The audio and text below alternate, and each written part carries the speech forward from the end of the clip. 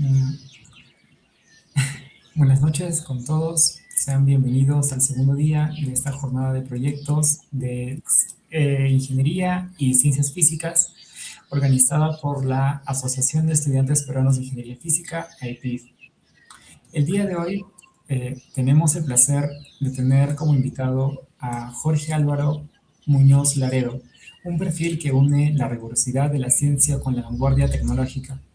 Primer puesto en el examen de admisión de Ingeniería Física 2024 para la UNI. Hoy se desempeña como Deep Learning Engineer en Non-Human. Especialista en Physical AI, su trabajo transforma la investigación científica mediante el uso de modelos de difusión, aprendizaje por refuerzo y simulaciones físicas avanzadas en Python y C++.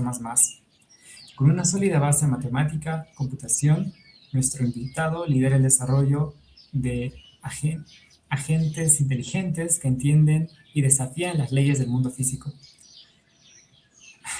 Eh, bueno, eh, es bienvenido, Jorge. Gracias, muchas gracias por la presentación.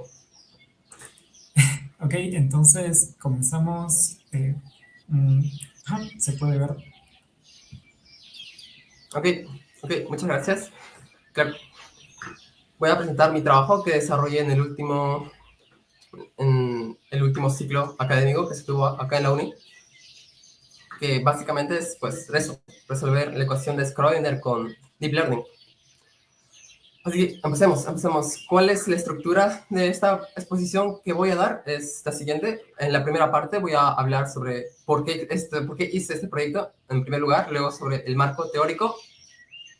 Luego vamos a ver el modelo en sí y para culminar los resultados y algunas conclusiones finales que yo pude haber sacado. Así que empecemos. Ahora, ¿por qué hice este proyecto? Hay varias razones personales. Por ejemplo, es que me gusta mucho la rama de Deep Learning, todo lo que es aprendizaje profundo, redes neuronales. Es una rama que ya llevo buen tiempo estudiándola y me parece súper interesante. Esa es la personal. Y respecto a la física en sí, es porque, bueno, la ecuación de Schrödinger, obtener soluciones para la solución de Schrödinger cuando tienes varios cuerpos, varios electrones, varias moléculas, es simplemente muy complicado. Es extremadamente complicado. No puedes obtener soluciones analíticas en papel, no puedes, es simplemente imposible. Y la única forma actualmente de que tenemos para sacar información de dichas moléculas es mediante, bueno, cálculo numérico. Ahora el estándar que se usa para ello es DFT, Density Functional Theory, que funciona bastante bien, pero pues sigue siendo bastante caro computacionalmente. Entiendo que un trabajo con DFT puede tomar pues alrededor de una semana solo en el cálculo computacional con supercomputadoras, así que necesitamos nuevas formas de resolver la ecuación de Schrödinger pues, con Deep Learning, con Machine Learning o con lo que venga. Así que empecemos con la parte teórica.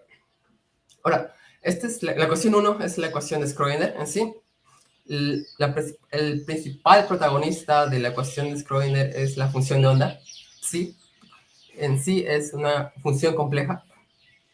Esta está condicionada por el operador hamiltoniano y la energía del sistema que es una constante. Ahora, el input que se le da a la función de onda es una configuración del sistema. Para el caso de una molécula es simplemente un vector NR3, bastante evidente. Ahora, el operador hamiltoniano se puede comprender como que es el operador que representa la energía del sistema. En esencia, es la energía cinética del sistema. Ahí vemos el operador P al cuadrado sobre 2m, que es energía cinética del sistema, clásicamente, más la energía potencial del sistema. Ahora, la energía cinética del sistema viene representado, bueno, se puede escribir en una base, específicamente la base de representación, como un laplaciano, multiplicado por una constante. Esto va a ser súper importante luego. Y bueno, el operador potencial de energía es básicamente, pues, algo que ya conocemos de antes, de física 3, por ejemplo, ya sabemos cómo es que la potencial se comporta. Así que esta es la ecuación de Schrödinger y va a ser nuestra base teórica. Ahora, ¿cuál es la representación física, el significado físico que nosotros le damos a la función de onda? Pues la función de onda es súper importante porque contiene toda la información que uno puede querer de un sistema cuántico. ¿Cómo es que tú extraes información? Pues mediante observables. Un observable, pues, no es más que nada que un operador hermitiano que se le aplica a la función de onda, y una vez que tú aplicas dicho operador, tú obtienes información. Nosotros, en este caso en específico, vamos a trabajar con valores esperados. Acá es como defino el valor esperado de dicho operador como una integral. No es más que nada que la integral de la conjugada por el operador aplicado a la función de onda sobre todo el espacio. Ese es el valor esperado de un observable. Ahora, hay varios observables que nos interesan. Los más conocidos, los más famosos son el operador de posición, el operador de momento, de energía, que es el hamiltoniano, que ya comentamos, y el operador de momento angular. Ahora, otra súper importante interpretado físico que le damos a la función de onda es que pues representa una densidad de probabilidad. El módulo al cuadrado de dicha función representa la probabilidad de encontrar una partícula cerca a dicha posición en el espacio en un tiempo dado. Esto obviamente es una interpretación y ahí podemos discutir sobre las interpretaciones en mecánica cuántica, pero esta es con la que vamos a trabajar. Acá en las imágenes, por ejemplo, podemos ver las densidades de probabilidad. Estas son para el hidrógeno. El hidrógeno es el único átomo donde nosotros tenemos soluciones analíticas por su sencillez. Y ahí están las densidades de probabilidad para diferentes energías. Estos son súper conocidos. Ahí son conocidos como armónicos esféricos. Y bueno, son bastante bonitos de ver, la verdad. Ahora, el problema el que yo me voy a enfocar específicamente es el problema de varios cuerpos. Cuando tú tienes no solo una partícula, sino tú tienes varias partículas interactuando entre sí. Así es como la ecuación 3 es como te indica cómo es que se ve la ecuación entera. Cada x sub i pues representa la posición de la partícula y su spin. Ahora, soluciones analíticas, como comenté, son imposibles. Eso se debe a la extrema complejidad por las interacciones entre partículas. Eso es lo que añade una complejidad al problema y bueno, esa es la razón por la que no podemos hallar soluciones analíticas. Las interacciones son demasiado fuertes, son demasiado difíciles de modelar y es un problema, Ahora, el hamiltoniano, ¿cómo se ve el hamiltoniano para una ecuación, para un sistema con varias partículas? Pues es esa. Como comenté, el laplaciano representa la energía cinética de una partícula. Para un sistema, por ejemplo, un átomo, tú tienes que considerar la energía cinética de todos los electrones, el primer término. Tienes que también considerar la energía cinética de todos los núcleos, de todos los protones, el segundo término. Y la energía potencial, pues, entre electrones y núcleos, el tercer término. Entre electrones y electrones, cuarto término. Y entre núcleos y núcleos.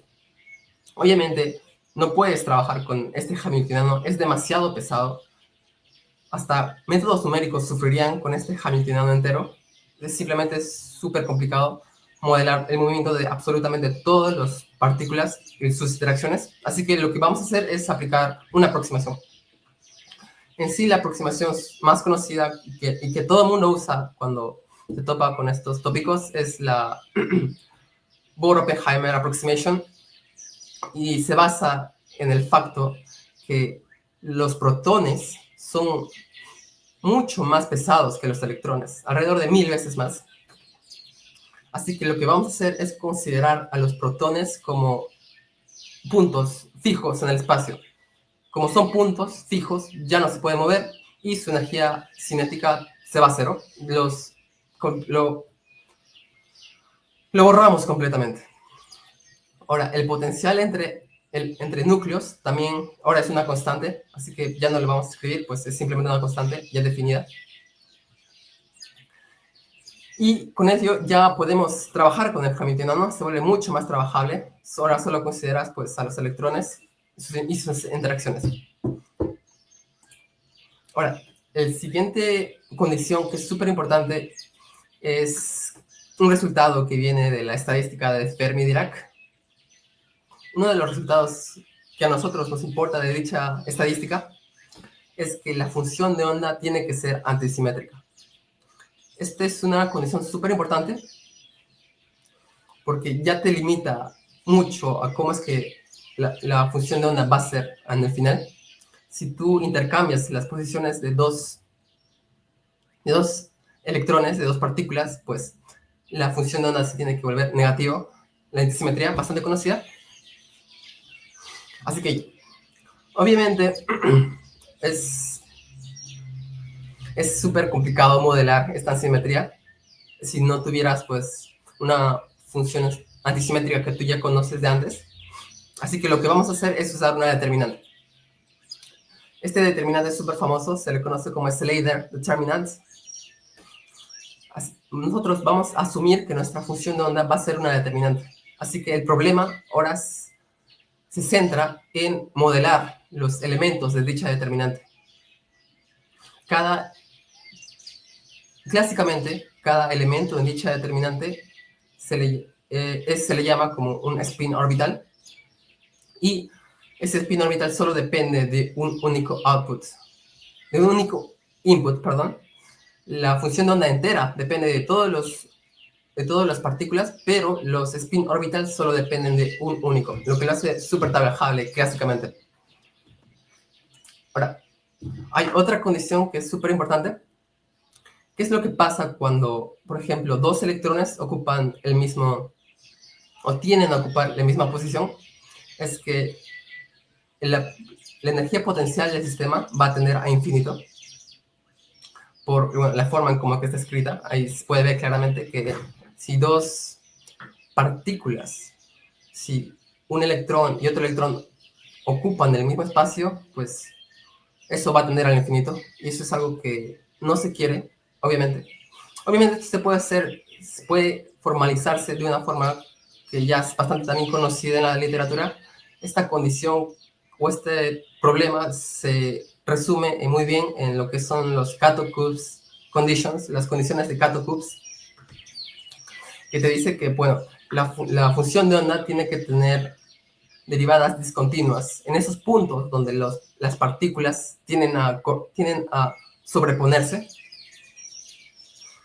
Puede ser, claro, entre electrones o entre electrones y núcleos.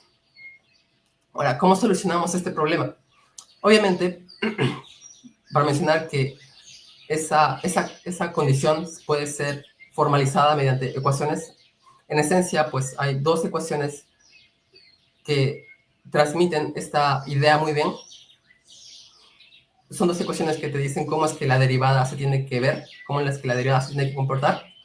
Pero lo que hacemos en la práctica nosotros es introducir un factor que se le conoce como el factor de Jastrow a tu solución, que no es más que nada que un exponencial de una función que depende de las distancias entre electrones. Así, nuestra función de onda culminaría con la exponencial de dicha factor por la determinante, que ya comentamos que, bueno, por la antisimetría. Así que nosotros vamos a trabajar con esa función de onda. Nos vamos a encargar de buscar una función para el factor este que comentamos y modelar los elementos de dicha determinante. Ese es el problema que nosotros tenemos que enfrentar.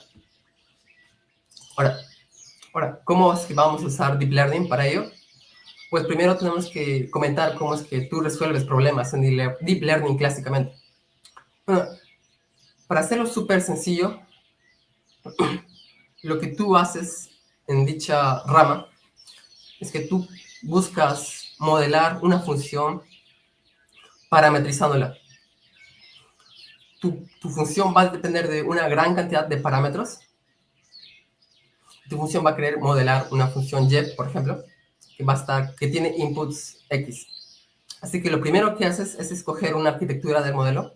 Hay un montón de arquitecturas en Deep Learning. Tienes las redes neuronales, tienes las convolucionales, tienes Recurrent Neural Networks, tienes LSTMs. Hay un montón de arquitecturas súper diversas. Hay una diversidad. Cada una tiene ciertas peculiaridades, cada una tiene ciertas ventajas, otras desventajas. Eso depende mucho del problema, de la naturaleza de tu problema.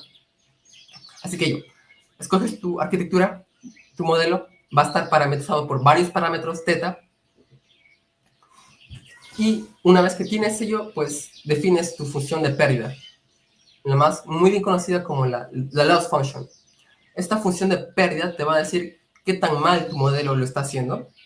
Por ejemplo, si tu loss function es un valor súper grande, entonces tu modelo es bastante malo y no modela la función que tú buscas. Si tu función de pérdida, por otro lado, es muy cercana a cero, entonces tu función es bastante buena y ya, bueno, pues ya tienes el modelo. Una vez que tienes tu función de pérdida, ya puedes evaluarla, ya puedes decir, oh, es un número grande o un número pequeño. Lo que tú haces es computar los gradientes, las derivadas parciales de tu función de pérdida sobre los parámetros. Y una vez que tienes esos gradientes, las derivadas parciales de ellas, pues lo que tú haces es actualizar tus parámetros. Siguiendo la última ecuación, estos parámetros se van a actualizar de tal forma que tu función de pérdida se tienda a ser cero. Lo cual es muy bueno porque si tu función de pérdida tiende a cero es porque tu modelo está mejorando, está aprendiendo. Y bueno, lo que haces es eso. Haces ese ciclo, ese loop de computar tu función de pérdida, computas los gradientes y actualizas tus parámetros. Ese ciclo que tenemos nosotros se conoce como el ciclo de entrenamiento, o bueno, pues simplemente entrenamiento del modelo. Ahora, el tiempo en que esto puede demorar, o el tiempo en que tu modelo tarda en converger es que, bueno, la función de pérdida ya no cambie, sino tiendas, pues, hay cambios muy ligeros, básicamente que simplemente de 0, 0, 0, 0, 0, ya tu modelo ya aprendió, ya no hay nada que aprender. Para que tu modelo converja, pues eso, el tiempo que demora depende mucho de varios factores. Si tu modelo tiene muchos parámetros, pues el tiempo que va a demorar es bastante alto. Si tu modelo es muy pequeño, muy reducido, tienes un dataset muy chiquito, dataset es un conjunto de pares de inputs, outputs que representan tu función original. Por ejemplo, los muy conocidos modelos de lenguaje trabajan con datasets, textos enormes, por ejemplo, y esos modelos tardan mucho en converger. Por ejemplo, esos modelos tardan alrededor de meses para que converjan. En cambio, una red neuronal pequeña para aprenderse una función, por ejemplo, una función de coseno, por ejemplo, puede tardar alrededor de 20 segundos. Y bueno, eso depende de varios factores. Eso depende mucho del problema que tú quieres solucionar. Así que esta es la forma, el sketch en cómo es que nosotros creamos modelos en Deep Learning. Parametrizas una función, computas el error y autorizas tus parámetros y repites ese ciclo muchas veces hasta que tu modelo es bueno, converge. Así que, bueno, con esto ya en claro, podemos entrar que cómo es que nosotros vamos a modelar nuestra función de pérdida para nuestra ecuación de onda, para nuestro problema de la ecuación de Schrödinger. Para ello vamos a usar el principio variacional. El principio variacional te dice que la energía asociada a una función de onda siempre va a ser mayor a la energía fundamental del sistema. Esto es súper importante porque si nosotros utilizamos como función de pérdida a la energía del sistema, entonces la función de pérdida va a converger a la energía fundamental del sistema. Ya no va a converger a cero, que naturalmente en modelos clásicos de Deep Learning, sino es que va a converger a la energía fundamental de nuestro sistema y bueno, pues eso ya te da una muy buena aproximación de la función de onda original que tú buscas. Así que eso es lo que haces. Tomas la energía de tu función de onda como función de pérdida Y bueno, pues haciendo hay unos trucos, un truco, sino avanzando matemáticamente, pues puedes definir una probabilidad, que es la densidad de probabilidad de la función de onda. Defines la energía local del sistema, que tiene esa forma del Hamiltoniano por la función de onda sobre la función de onda. Y la función de pérdida que nosotros queremos optimizar está escrita en la ecuación 6. Es el valor esperado de la energía local del sistema. Nosotros queremos optimizar esa función. Queremos entrenar nuestro modelo para que esa función tienda a la energía fundamental del sistema. Así que, bueno, ahora, obviamente el valor esperado sigue siendo una integral. Es súper costoso computar integrales computacionalmente hablando. Son continuas. Nosotros nunca trabajamos con valores continuos en computación. Así que lo que vamos a hacer es usar un método Monte Carlo. Bueno, en específico, a esta forma de usar el método Monte Carlo se le conoce como Variational Monte Carlo por el principio variacional que comenté. Pues el método Monte Carlo simplemente aproxima esa integral como una sumatoria, como el average, como el promedio de la energía local. La energía local está bien definida, tiene esta forma en específico, el laplaciano de la función de onda sobre la función de onda más la energía potencial del sistema. Obviamente que para aplicar el método Monte Carlo tú quieres muchos samples, quieres muchas configuraciones del sistema. Así que, bueno, ¿de dónde consigues esas configuraciones? Porque necesitas un montón. Mientras más tengas, más se acerca esa sumatoria a la integral. Estas configuraciones del sistema van a estar, bueno, pues condicionadas a la función de probabilidad que comentamos, la función de onda al cuadrado, su módulo al cuadrado. Y bueno, para obtener dichas configuraciones del sistema, lo que vamos a hacer es usar otro método Monte Carlo.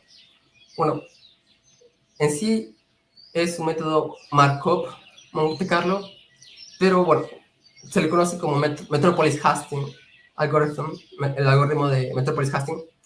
Es súper genial, la verdad, diría que uno de los grandes descubrimientos que se tuvo en esta área. Y es súper fácil de entender, por lo menos intuitivamente. Lo que haces es, bueno, propones una configuración inicial y lo que haces es proponer nuevas configuraciones y usando una condición aceptas o rechazas tus configuraciones propuestas.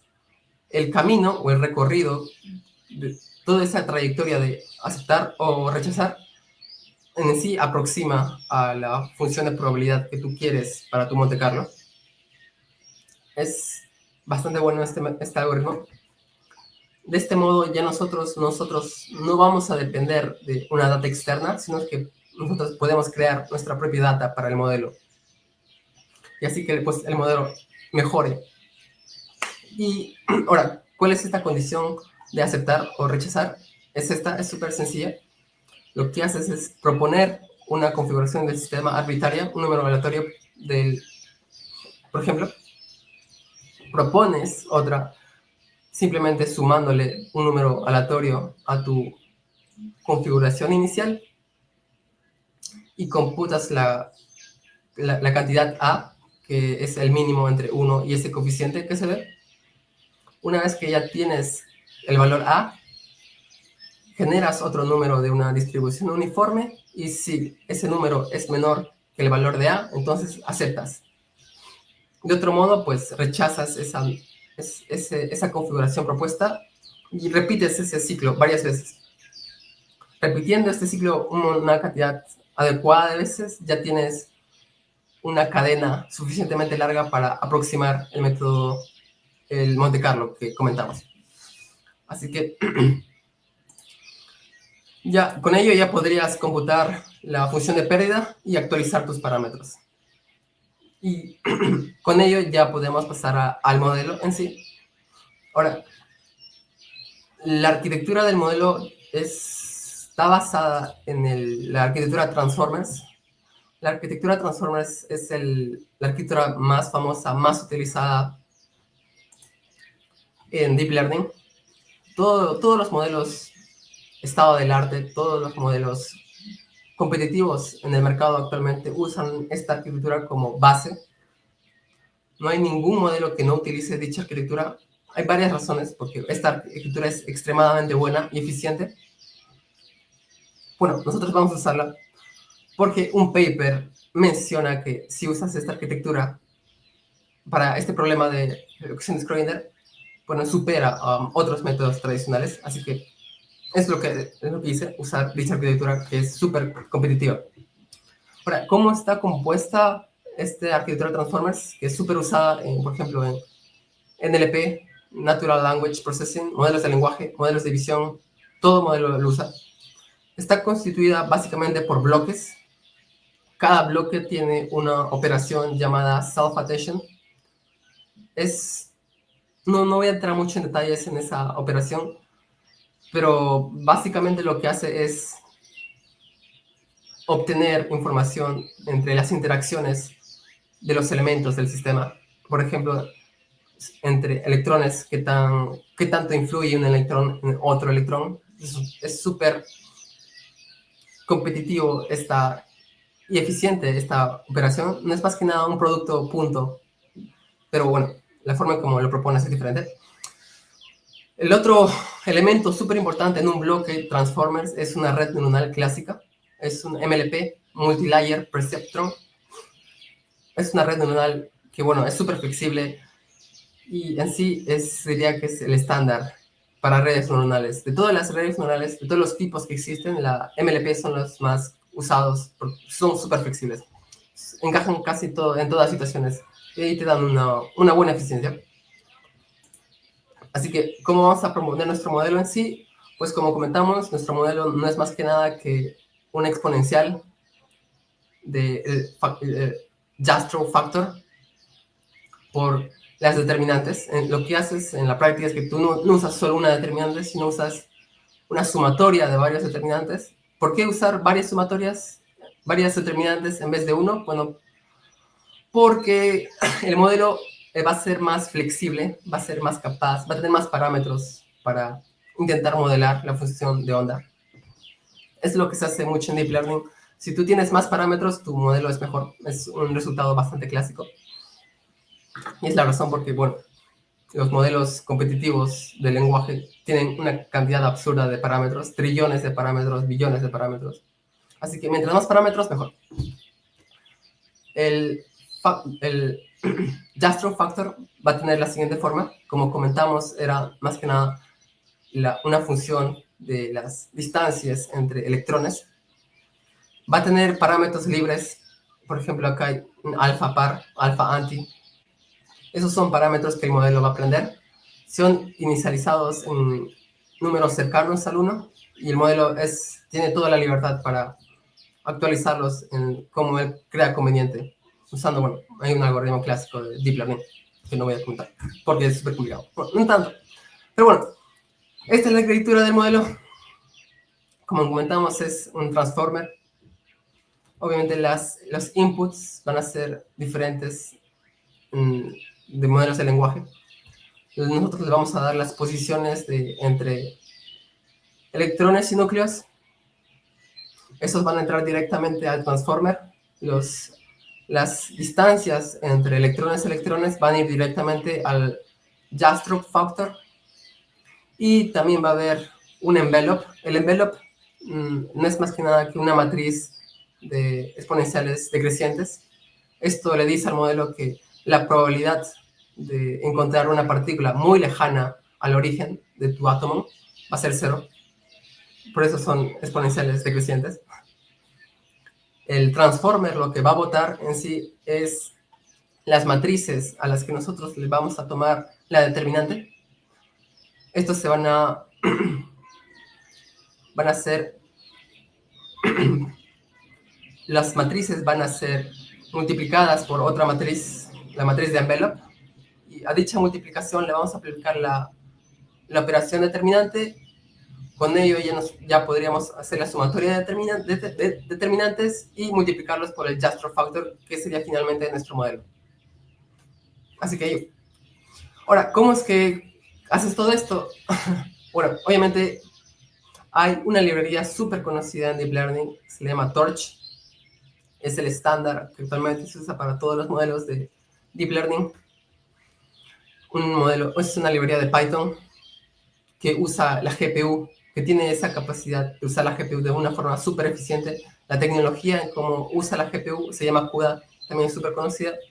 Así que lo que haces es, bueno, codear todo el modelo, no es algo del otro mundo. Y bueno, lo que haces en la práctica es que tú haces un modelo pequeño que tiene pocos parámetros y otro modelo grande que tiene una gran cantidad de parámetros comparada a la inicial. Cosa que puedes ver las comparaciones entre modelos y te da una gran intuición sobre el problema. Así que generas tu modelo pequeño, que en este caso para mí tuvo 50.000 parámetros, y el modelo grande, que tuvo 3 millones de parámetros. Y bueno, en esta tabla que muestro, acá están los hiperparámetros del modelo. El número de bloques, todas las dimensiones escondidas que hay. Y bueno, toda la información relevante en esta tabla del modelo. Y bueno, con ello ya puedes entrenar tu proceso de entrenamiento de tu modelo. Lo que haces, pues, es ello, lo que comenté. Obtienes configuraciones usando Metropolis Hosting. Estimas la energía local, que ya definimos. Y bueno, ahí hay un algoritmo que se le llama backpropagation, que se le puede interpretar cómo es que tu modelo aprende del error. Ese ya es más método de Deep Learning. Y una vez que haces el backpropagation, bueno, ya puedes actualizar tus parámetros. Y obviamente tienes que supervisar a tu modelo, cosa que ves si realmente está convergiendo o no. Y para ello usas una página que se le llama Weights and Biases. Bueno, con ello ya tienes todo. Y ya puedes empezar a hacer todos tus experimentos. Así que en esta última parte de la presentación voy a dar unos comentarios de los resultados, conclusiones y siguientes pasos en esta rama en específico. Hubo varios desafíos durante la implementación del modelo. Para empezar, computar el laplaciano usando redes neuronales o la arquitectura transformer es bastante caro. Es súper caro computacionalmente hablando, porque tienes que hacer una gran cantidad de operaciones. Es muy similar a lo que pasa con programación recursiva, que es súper caro. No hay un límite muy definido para ello, así que son súper caros de computar el laplaciano.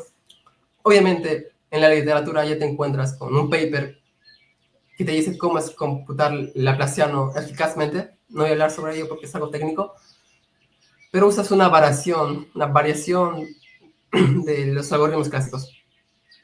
Otro problema bastante desafiante durante la implementación de este modelo fue el determinante. En sí, trabajar con determinantes es bastante molestoso porque, para empezar, no están bien definidos si la matriz es no singular. Si no existe bueno, pues cuando la determinante es cero, hay varios problemas con el condicionamiento numérico, la estabilidad numérica, pueden tener infinito o infinito, y más todavía cuando tú tratas con derivadas, se vuelve súper molesto. Obviamente hay formas de solucionar eso, pero durante la implementación fue bastante desafiante el problema de las determinantes. Ahora, otro problema es la GPU. Cuando estabas corriendo los experimentos, no estaba usando el 100% de la GPU. Esto es obviamente malo porque si no estás usando el 100% de la GPU, eso te asegura que tu entrenamiento va a ser bastante lento. Tus experimentos van a demorar mucho más de lo que deben y eso va a alargar la duración del proyecto bastante más. Así que tienes que buscar los cuellos de botella del modelo y, bueno, fixearlos. Una vez que haces ello, bueno, tu GPU está al 100%, lo cual es súper bueno y es súper gratificante también. Así que, bueno, resultados. Para los primeros 8 átomos del hidrógeno al oxígeno, sí se tuvo los resultados esperados, con un error bastante bajo. Acá se pueden ver las curvas de convergencia para los primeros átomos.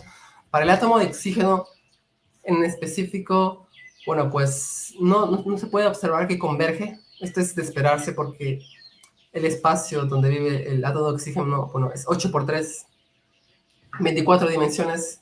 Si no incrementas el número de Monte Carlos, la cantidad de samples de Monte Carlo, bueno, pues hay varias fuentes de error, muchas aproximaciones, y es de esperarse que en el oxígeno no rinda también. Pero para los primeros átomos, sí le fue bastante bien al modelo. Acá está la tabla resumiendo dichos resultados. La primera columna muestra las referencias, lo que tu modelo aspira. Es la energía en unidades atómicas. El segundo columna es la energía del modelo pequeño, la tercera del modelo grande, y las diferencias en las próximas columnas. Los errores, pues, de 0,2 para el hidrógeno, y de ahí va incrementando linealmente prácticamente, mediante tú incrementas la dimensión del problema, mientras vas pasando de átomo en átomo. Así que, para mí son resultados buenos. Con los recursos que uno tiene, diría que sí, estoy bastante contento con dichos resultados. Y bueno, pues ello, esas son las referencias. Son 3 papers en los que me basé principalmente. Los 2 primeros papers son de Google DeepMind, que es, bueno, la subempresa de Google que hace todos los productos relacionados a inteligencia artificial. DeepMind es una de las compañías más importantes respecto a ciencia. Ellos hacen una gran cantidad de papers, productos para ciencia usando inteligencia artificial. Y bueno, el último paper es quizás el paper más famoso en todo Deep Learning, porque en ese paper proponen dicha arquitectura Transformers y eso fue un breakthrough para el área. Fue el paper que cambió todo y hizo posible todo lo que tenemos ahora, todos los modelos de lenguaje, todos los modelos de visión, ChatGPT, DeepSeek, todos los modelos se basan en esa arquitectura. Así que, bueno, pues ello, siguientes pasos, una de las cosas que quiero hacer es construir un modelo fundacional. Un modelo fundacional, bueno, pues es un modelo capaz de ser súper generalizable. Esto se puede ver muy bien en el hecho de que para cada átomo, yo tuve que crear un modelo desde cero. Tuve que tener al final 8 modelos. Obviamente eso es consume bastante tiempo entrenar 8 modelos. Un modelo fundacional debería ser capaz de entrenar un único modelo para los 8 átomos. Bueno, para en sí todos los átomos que se pueda. Y hay varias referencias respecto a modelos fundacionales. Por ejemplo, en este paper que pongo en pantalla es del año pasado, en noviembre. Es un modelo fundacional para dinámica continua, fluidos, básicamente. Este modelo fue entrenado en 19 categorías de subfields de fluidos y es bastante eficiente, tiene muy buen performance. Así que bueno, esos serían los siguientes pasos para mi proyecto. Quizás me gustaría tener un modelo fundacional y no tener que entrenar 8 modelos, sino pues simplemente uno que generalice. Sería súper genial. Y bueno, respecto a... Quería dar unas últimas palabras respecto al environment, a la situación actual de inteligencia artificial en febrero de 2026. Por ejemplo, hace muy poco salió, hace un par de semanas diría, este modelo, una nueva rama que está siendo súper conocida, que se llama los World Models. Son modelos capaces de construir una representación de un mundo ellos mismos, y lo interesante es que tú puedes interactuar con dichos modelos generados. Es una tecnología súper innovadora, diría yo. Es súper interesante ver cómo es que estos modelos modelan la física dentro de estos modelos.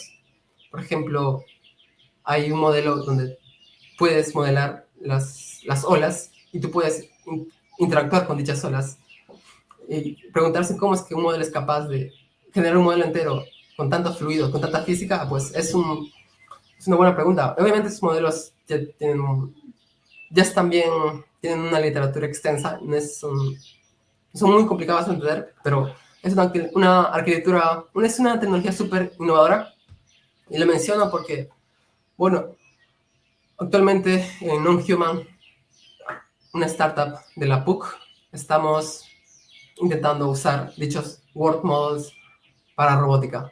Obviamente, si un robot tiene la capacidad de construir una representación del mundo interna, pues eso haría que las acciones que dicho robot puede hacer sean más precisas, más eficaces. Esta gama de modelos que tienen interacción con el mundo físico per se llaman los Vision Language Action Models, que, bueno, pueden ver, pueden entender instrucciones humanas y producir acciones en nuestro mundo físico. Por ejemplo, Loudtech ya tiene un par de modelos robots Unitree, robots humanoides bípedos. La UCB, la Universidad César Vallejo, también está empezando a comprar una gran cantidad de Unitrees.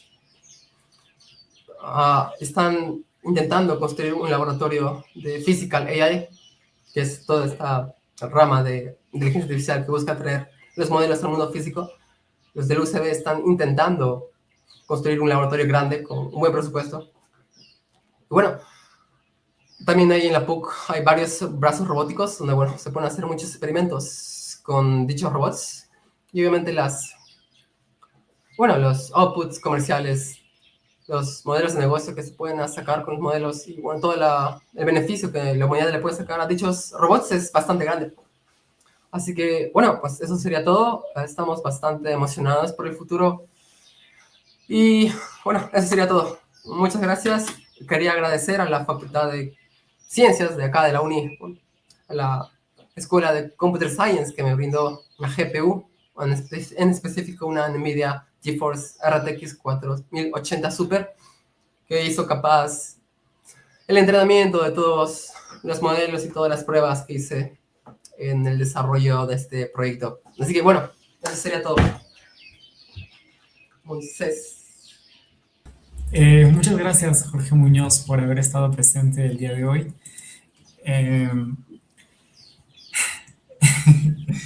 Eh, por el momento no hay comentarios o preguntas en la transmisión. Eh, mm, mm,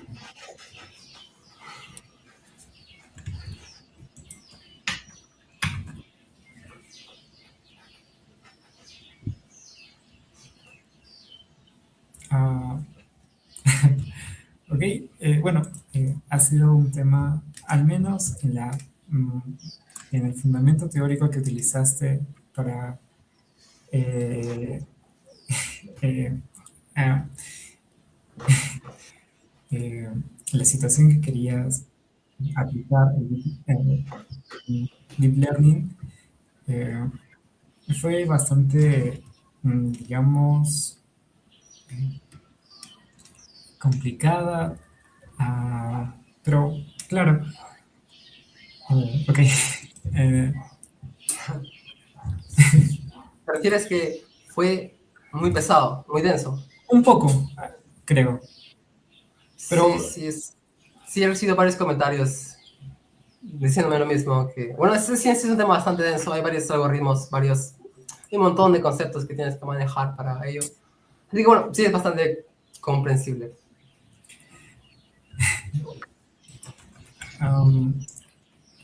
ok. Eso sería todo, ¿verdad? Me parece que sí, porque, ok, ok, bueno, eh, ok, entonces daríamos por concluir. No, antes quería invitar a las personas que todavía nos están viendo y quienes vean la grabación a estar presentes en la siguiente ponencia de Alexa Lucio desde México, que es una ingeniera física que nos va a hablar sobre eh, ah, bueno, la relación de ingeniería física aplicada ya a la astronomía. Va a ser a las 8:30. eh, ujú. Eh, entonces, un momento, hay una pregunta. ¿Ok? Para el desarrollo del proyecto, ¿qué temas fundamentales necesitaste? Supongo que se Temas refiere. fundamentales. Pues necesitas saber algo de química cuántica sobre electronic structure. Tienes que saber, bueno, pues la cuestión de Schrödinger, todo el, bueno, básicamente cómo es que tú buscas soluciones a las cuestiones de Schrödinger, varios problemas, varios cuerpos. Tienes que saber obviamente un montón de deep learning. Tienes que saber qué son las redes neuronales, arquitectura de transformers, cómo entrenar redes neuronales. Tienes que saber algo de programación para Torch. Tienes que saber algo de CUDA para, bueno, manipular, para supervisar el rendimiento de las GPUs. Y bueno, eso en esencia. Obviamente hay varios subtópicos que también te interesan, como optimización,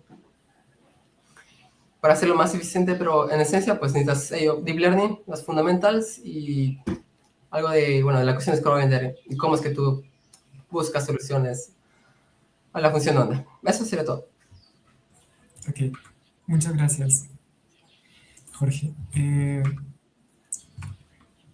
Entonces, bueno, con esto daríamos por concluida la exposición de este proyecto.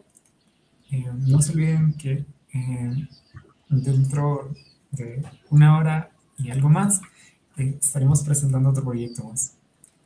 Muchas gracias. Hasta luego. Luego,